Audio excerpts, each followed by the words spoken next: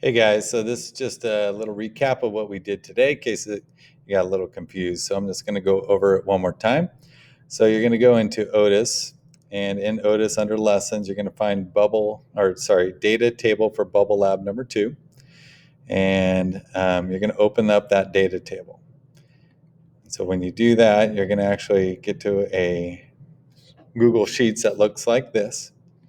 And these correspond to the piece of paper that you collected data for. So your numbers for Dawn, Bubble Lab 1, 2, 3, and 4. You're going to input them into here. So I'm just going to quickly add some numbers just to kind of show you how to do this. And let's see, let's make some numbers up.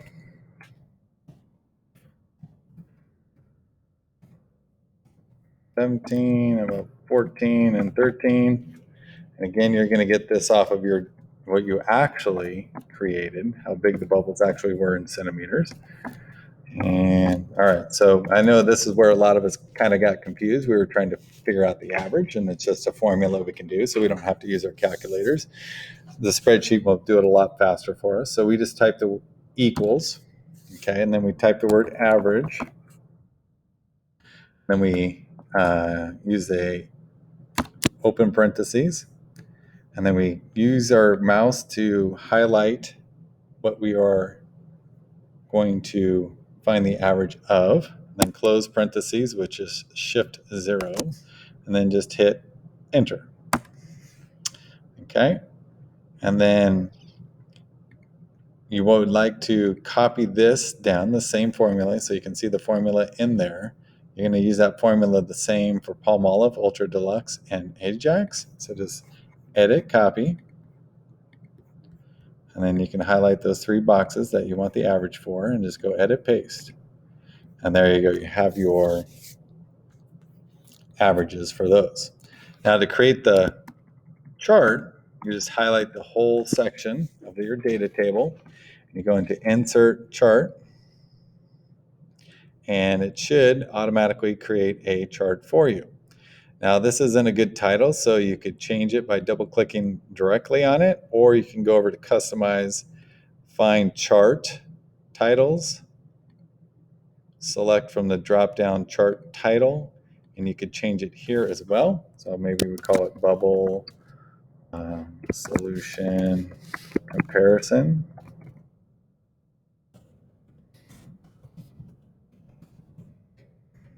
Okay, and then we have these numbers over here on the y-axis, the vertical axis, and it doesn't have a title, so we don't know what those are, so we need to let the reader know what they are.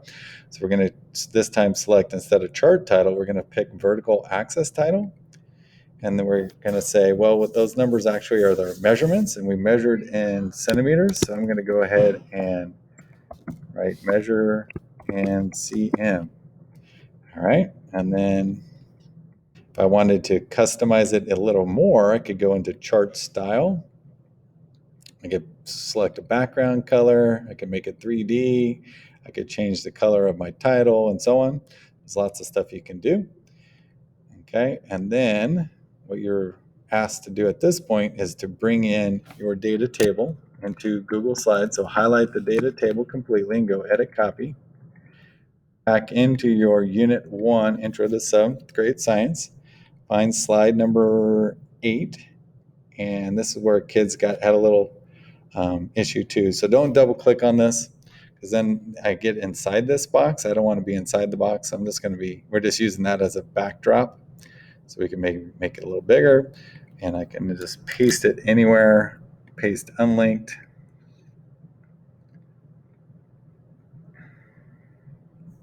So now it's up here. I'm going to drag it down,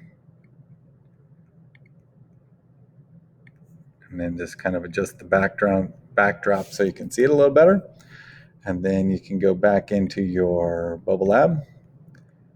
And here, once you click on it, these 3 dots appear. You can go edit, copy chart, go back over to Google Sheets, and you can paste it directly into there. Now, maybe large, maybe small, just adjust it by grabbing this corner. You can shrink it down to make it fit